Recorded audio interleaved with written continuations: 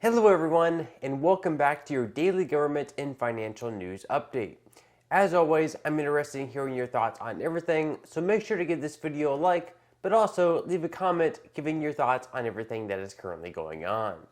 Okay, so with Thursday's GDP report right around the corner, Biden's team is already in full-blown denial. For example, the commonly held definition of a recession has always been 2 consecutive quarters of the GDP shrinking, but now we're learning that, at least according to President Biden and his administration, that this definition couldn't be further from the truth, and we're not actually in one. And Mr. President, we're getting GDP numbers on Thursday. How worried should Americans be that we could be in a recession?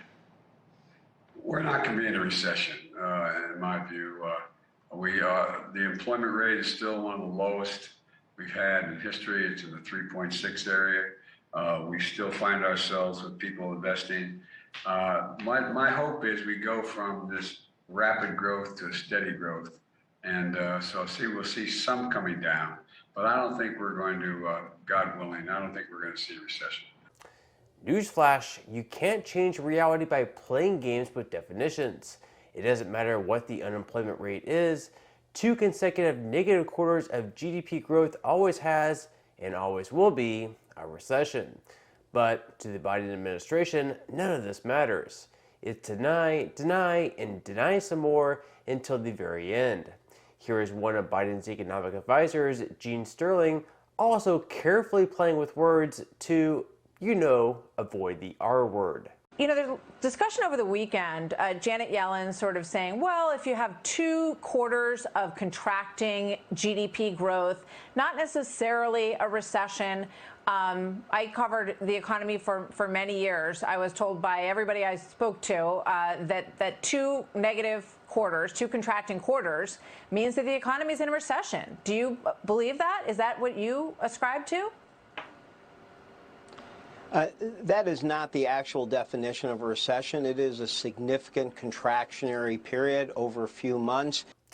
Not sure if anyone has told him or anyone else in the White House, but the last time I checked, 2 quarters is 6 months. But probably best of all is another economic advisor for President Biden, Gene Sterling, claiming that the idea that 2 quarters of negative GDP growth being the definition of a recession is just plain wrong. I want to read from Senator Warren's op-ed today, Jared, because it speaks to me. Before the Federal Reserve triggers a recession, Mr. Powell should remember that the one medicine in the kit that he has doesn't treat the economic illness that we have. Low unemployment and high inflation are painful, but manufacturing a recession that puts millions of Americans out of work may not even work on high prices. So it seems weird that that's what we're orchestrating. It's not a good way to do business. So a lot to unpack there, as well as the conversation that Becky just had with Steve. I guess I would really object to this kind of semantic claim. I mean, the two of them just had a very substantive economic discussion that wasn't about semantics. It was about what's going on with key economic variables. The idea that 2 quarters of negative GDP growth is a technical definition of a recession is wrong. Yet, if we rewind back to 2019, Sterling seemed to have a very different answer about what a recession was. Then, you see, his definition of a recession was the GDP crossing 0, but now 2 consecutive quarters of negative GDP growth doesn't even result in one. Weird how things can change so much in just a few years. Could it be because of who he's working for? Jared, you just described a 33% decline in GDP. That is the definition of a recession, my friend. Well, the definition is really crossing 0, but I take your point. I mean, I think if people will feel a GDP downshift from 3 to 2%, and that's the median forecast, by the way. In the first quarter of 2022, GDP was negative 1.6%. So by his very definition back in 2019, we would have already been in a recession. And so President Biden can put the blame on whoever he wants for the recession we're more than likely already in, whether it's Trump, Putin, or whoever else. But at the end of the day, most Americans squarely have the blame on Biden himself. Oh, and not to mention, many Democrats are also beginning to turn on Joseph as well. Here is one example with Congresswoman Cori Bush being asked, do you want to see Joe Biden run for a second term? Do you want to see Joe Biden run for a second term? Yeah, That's an easy question. It's not going to take long. Do you want to see Joe Biden I don't run? want to answer that question because we have not, I don't want to answer that question. Okay. I mean, he's the president and he has the right to run for a second term. Absolutely. Right I don't want to, I'd rather you not do that answer. You got like 2 minutes to be in the car. Yeah, I know. I got to get to the. Well, thanks very much. The other thing. I mean, I'm pretty sure that's a no without actually saying it.